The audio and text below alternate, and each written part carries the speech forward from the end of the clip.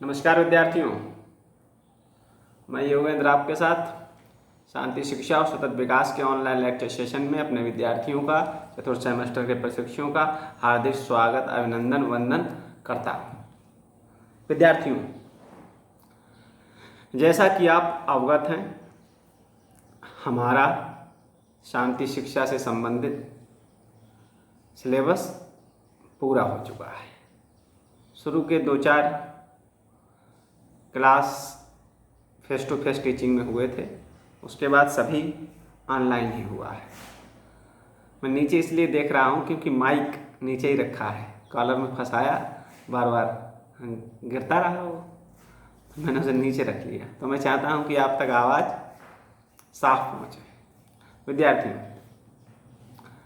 हमने शांति शिक्षा एवं सतत विकास की सिलेबस की पुनरावृत्ति शुरू कर दी है। इस पुनरावृत्ति के क्रम में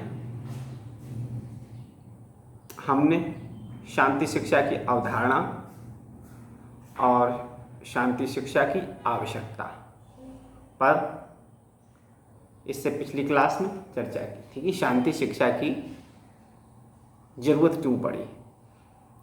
जैसा कि हम देख ही रहे हैं कि समाज में आए दिन हिंसा के कई प्रकार, घरों में हिंसा, समाज में हिंसा, परिवार में हिंसा, बाजार में हिंसा। तो हम अपनी आने वाली पीढ़ी को, अपने बच्चों को क्या कैसी अवधारणाएं, विचार, सोच देकर जाएं जिससे कि हमारे बच्चे अशांति से बाहर निकलें, शांति के सर्जक बने, यानी शांति निर्माता बने और शांति के साथ अपना जीवन व्यतीत करें, दूसरों का सम्मान करें और अपनी भी गरिमा को बचाए रखें। तब विद्यार्थियों लगा ही लिया, तब ये जरूरत बन जाती है कि शांति शिक्षा हमारे पाठ्यचर्या का अंग हो, एक महत्वपूर्ण अंग हो। और बच्चे चाहे कोई भी फील्ड, कोई भी कोर्स करें, लेकिन उसमें शांति का संदर्भ रहे। जैसे कि एक बच्चा बहुत अच्छा इंजीनियर बन गया, अभी तो उसके पास सामाजिक नैतिक मूल्य नहीं है, तब वह इंजीनियरिंग में पहुंच कर भी क्या करेगा।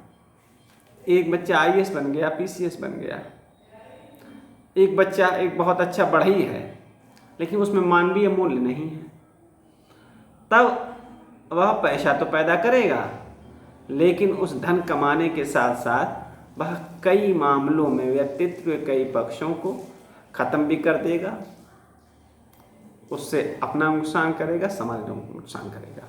ऐसी स्थिति में हम शांति शिक्षा को समर्थन देते हैं, शांति शिक्षा को सिलेबस में रखने की बात करते हैं।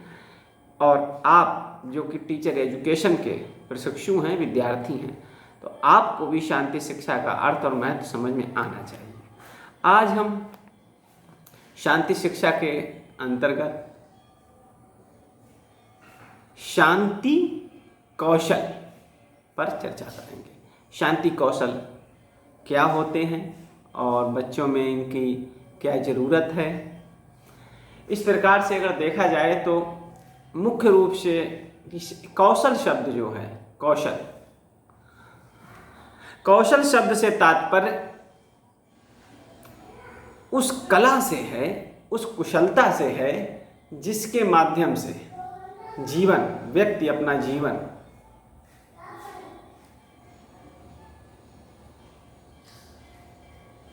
जीता है।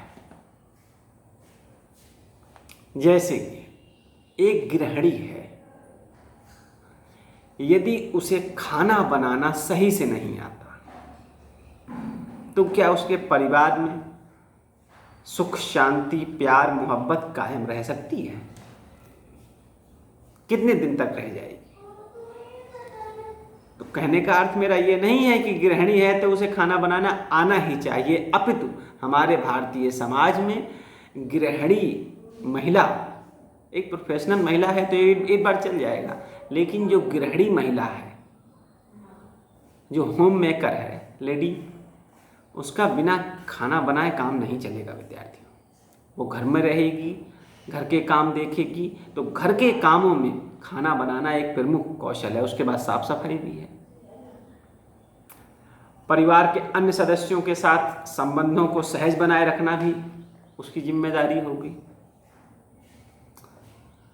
बच्चों का उचित पालन पोषण भी उसकी जिम्मेदारी होगी। तब ये क्या है? ये कौशल है जिन्हें, जैसे कि हम अपने आसपास परिवेश में सुनते देखते हैं कि उनकी बहू बहुत अच्छी है, उनकी वो बिटिया बहुत अच्छी है, उनका वो लड़का जो बड़ा वाला लड़का है वो बहुत सही बात करता है। ये जिसे सोसाइटी ने सही माना है, जिसे सोसाइटी सोसाइटी ऑब्जर्व करती है। आपका ऑब्जर्वेशन कुछ स्किल्स के आधार पर होता है। जब ये ऑब्जर्वेशन ओवरऑल होता है और सारे लोग, अधिकतर बहुसंख्यक, ज़्यादातर लोग एक ही स्किल के समर्थन की बात करते हैं, तब ये मान जाइए कि आपका ऑब्जर्वेशन वही वाला सही है। ज़्यादा लोग झूठ नहीं बोल सकते। जैसे कि एक अध्यापक का, एक टीचर का ऑब्जर्वेशन जो है वह कौन करता है? उसका स्टूडेंट करता है। ओवरऑल 2-4 स्टूडेंट किसी वजह से बहुत ज़्यादा खुश हो सकते हैं आपसे, और 2-4 स्टूडेंट किसी वजह से आपसे नाराज भी हो सकते हैं। तो वो अपने उन पूर्वाग्रहों के आधार पर आपको बहुत अच्छा भी बता सकते हैं, आपको बहुत खराब भी बता सकते हैं, लेकिन जो ओवरऑल ऑब्जर्वेशन होगा वह सन है गिर गया, इसमें यही गड़बड़ है, ढीला है ये,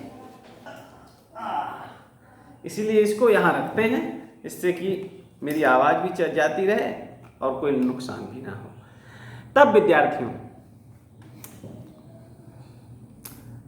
ये जो ऑब्जर्वेशन है किसी स्किल्स के आधार पर है। जीवन जीने में जो कलाएं, जो कुशलता आपकी मदद करती हैं, ये कौशल होता है और इसका समाज के द्वारा ऑब्जर्वेशन किया जाता है। इसी तरह के कुछ कौशल हमारे शांति शिक्षा में भी हैं कि वह कौन से कौशल हैं जिससे शांति का निर्माण किया जा सकता है, जिनसे शांति को अपनाया जा सकता है, जिनके माध्यम से शांति को अपने जीवन में उतारा जा सकता है।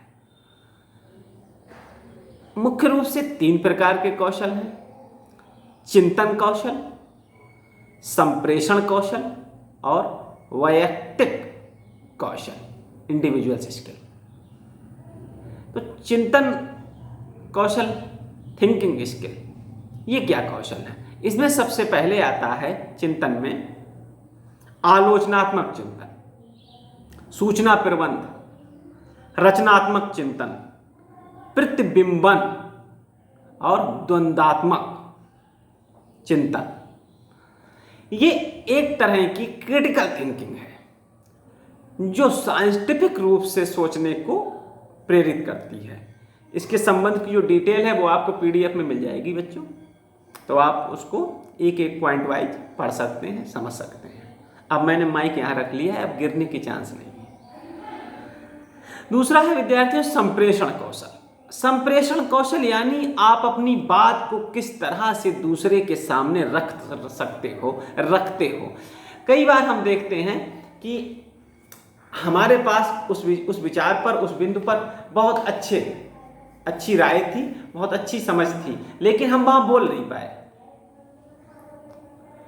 और मैंने कई बार देखा है, हम कहीं दूर क्यों जाए, आप ही लोगों में से देख लें कि 2-2 साल कोर्स का हो गया है, लेकिन अभी मॉर्निंग असेंबली कमांड करने को कह दी जाए तो एक बार असहजता तो हो जाती है।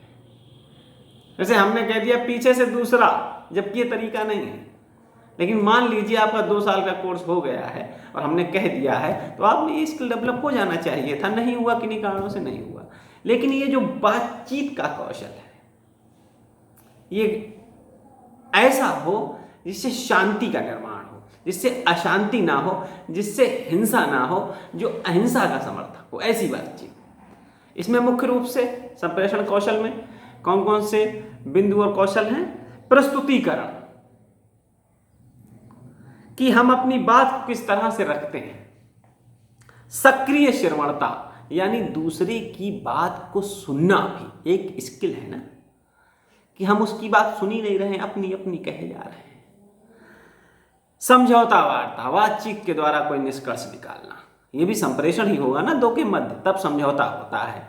विवाद होता है, उसके बाद संवाद होता है, तब परिवाद हल होता है। मूक संप्रेषण यानी बॉडी लैंग्वेज। किसी ने कहा भी है कि जितना हम लैंग्वेज से सीखते हैं उससे ज़्यादा हम बॉडी लैंग्वेज से सीखते हैं, क्योंकि बॉडी लैंग्वेज जो है वह बोली नहीं जाती, और सामान्य व्यक्ति ये समझता है कि सामने वाला कुछ जान भी नहीं पाया क्योंकि मैंने बोला नहीं, लेकिन जो बॉडी लैंग्वेज के पारखी हैं वह जान जाएंगे कि आप क्या कहना चाह रहे हैं। ये बॉडी लैंग्वेज को जानना और समझना और उसके अनुसार स्वयं भी रिएक्ट करना। कभी कभी जरूरी नहीं हर बात बोल कर ही कही जाए, कि हमने कई बातें इशारों में कह दी, समझने वाले समझ गए होंगे। तीसरा है विद्यार्थियों वैयक्तिक कौशल। शांति कौशलों में तीसरा और मुख्य कौशल वैयक्तिक कौशल। इसमें सहयोग, अनुकूलनशीलता, आत्मानुशासन, उत्तरदायित्व और सम्मान, ये वैयक्तिक कौशल है। इनको आप विस्तृत में पढ़ने के लिए संलग्न PDF का अध्ययन कर लें। उसके बाद भी कोई भी बिंदु आपको समझ में नहीं आता है तो मुझे याद करें, मैं आपके साथ हर समय हर पल आपका साथ देने के लिए तैयार हूँ। आपने इतने ध्यान से सुना, इसके लिए आपका बहुत बहुत धन्यवाद विद्यार्थियों। फिर मिलेंगे।